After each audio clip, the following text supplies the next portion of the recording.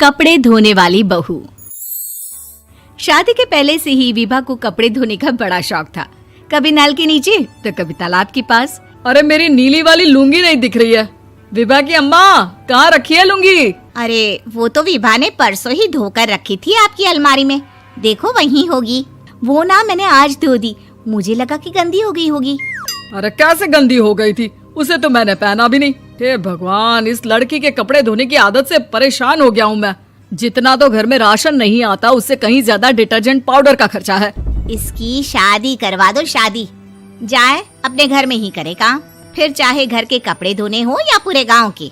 हाँ ठीक बोल रही हूँ, देखता हूँ मैं कोई लड़का। वो दिन भी आ जाता है जब विभा को देखने लड़के वाले आ जाते हैं। लड़की मुझे अच्छी लगी।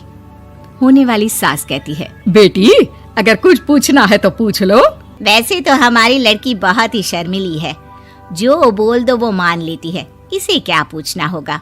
अरे कैसी बात कर रही हो माँ, मुझे इन लोगों के घर रहना है, सवाल तो कई है। हाँ हाँ बेटा, पूछ लो ना, क्या पूछना है। आप लोगों के घर कपड़े कौन धोता है? सास का मुंह बन जाता है।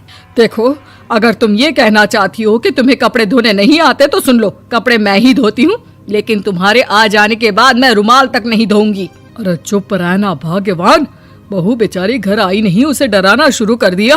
वो क्या है ना बिटिया, अभी तक तो ये कल्लू की माँ ही धोती थी, लेकिन अब तुम्हारे पापा तो दहेज में वॉशिंग मशीन देंगे ही। तभी विभा की माँ बोल पड़ती है, सवाल भी पूछा तो क्या। वैसे भाई साहब, मशीन की तो फिर भी कपड़े धोने की कैपेसिटी होती है। मतलब जो बिटिया दे रहे हैं ना विभा, इसे कपड़े धोने का बहुत शौक है। ये आप लोगों के क्या, आस पड़ोस गांव मोहल्ले सबके कपड़े धो दे और उफ तक ना करे। बाहर देखा नहीं आपने कितने कपड़े सूख रहे हैं, सब हमारी बिटिया ने ही तो धोए हैं। बस भी करो ना माँ, शर्म आ रही इतनी तारीफ सुनकर। और तो और एक दाग निकाल कर दिखाओ तो मान जाऊं। हाँ अच्छा, माफ करना बेटा, मैंने गलत समझा। हमें तो रिश्ता बहुत पसंद है। और ऐसे जुड़ जाता है रिश्ता कपड़े धोने का शौक रखने वाली विभा का। उसकी शादी हो जाती है कोयला फैक्ट्री में काम करने वाले कल्लू के साथ। शादी के बाद अचानक विभा चिल्लाती हुई सास के पास आती है। सासू माँ, अरे सासू माँ कहाँ है आप? ये तो धोखा है, धोखा दिया आप लोगों ने मुझे। इसे ससुर के चक्कर के बारे में पता चल गया। अरे तो उसमें तुझे क्यों धोखा मिला है? अरे नल में पानी नहीं आता, कपड़े कैसे कब धुलेंगे? अच्छा, तू पानी नहीं आ रहा उसकी बात कर रही है। तो आपने क्या सोचा? कुछ नहीं। अच्छा, तेरी माँ ने कहा था कि कपड़े धोने का शौक है तुझे, याद आया मुझे। शौक बोलकर कपड़े धोने वाले मेरे जुनून को कम ना आके सासू माँ, कपड़ा धोना मेरा गुरूर है। तभी पति भी वहाँ आ जाता है। अभी मैंने इसे सनी देओल की फिल्म दिखाई है, उसी के डायलॉग मार रही है माँ। अच्छा सुन, साफ साफ बता रही हूँ, पानी सुबह 4 से 6 और शाम को 10 से 12 आता है, समझी? विभा टाइमिंग सुनकर हैरान हो जाती है। ये क्या भूतों का मोहल्ला है? सुबह 4 बजे उठकर कौन कपड़े धोता है? 4 बजे टंकी में पानी जाता है, फिर सारा दिन धोना ना, किसने मना किया? अरे कैसी बात कर रही हैं? 200 लीटर की टंकी में कितने कपड़े धो लूंगी मैं, सुबह ही उठ जाऊंगी मैं। अब क्या था, विभा सुबह 4 से लेकर रात के 12 बजे तक कपड़े ही धोती रहती। एक रोज सास पड़ोस से निकलकर कहीं जा रही होती है कि साथ वाली कहती है, हाँ कल्लू की माँ, जरा ये बताओ कि 2 साड़ी है, 2 ब्लाउज और एक पेटीकोट और एक नाड़े वाला लंबा कच्छा। हाँ तो?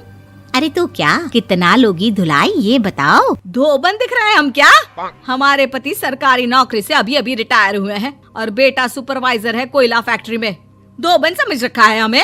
हाय रे कल्लू की अम्मा, माफ कर दो, वो तो मोहल्ले में यही सब बता रहे थे कि तुमने बहू को कपड़ा धुलवाने के काम में लगा दिया है। सास को पड़ोसन की बात सुनकर गुस्सा आ जाता है। वो घर पहुंचती है जहां घर के बाहर ही इतने सारे कपड़े सूख रहे होते हैं जितने कि किसी धोबन के घर पर। अरे ओ कल्लू की दुल्हन, बाहर निकल।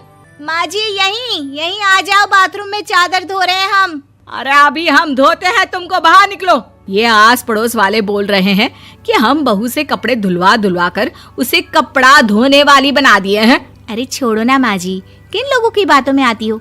आस पास के लोगों का तो काम ही होता है कि वो किसी तरह सास बहू को लड़ा दे। बहू सारे घर के कपड़े धोती है, ये क्या कम है? बोलिए।